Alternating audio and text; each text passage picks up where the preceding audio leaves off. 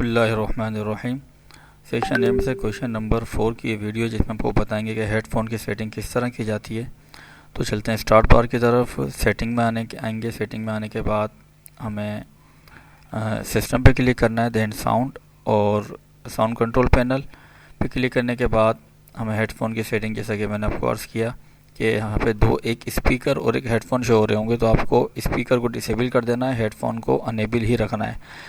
इसके अलावा माइक का जो है, हमारा हेडफोन का जो माइक होता है वो यहाँ पे अनेबल हो जाएगा। उसको एक दफ़ा डिसेबल कर दें। माइक को आप निकालेंगे तो देखें इस तरह ये अनप्लग शो होगा। इस तरह से जब अनप्लग शो होगा, सॉरी इस तरह नहीं बल्कि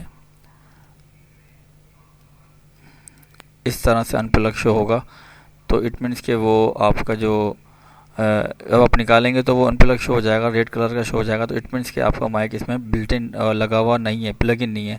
जब आप माइक लगा लेंगे तो इस तरह से शो हो जाएगा। इसको आप सेट कर लें, इसकी सेटिंग चेक कर लें।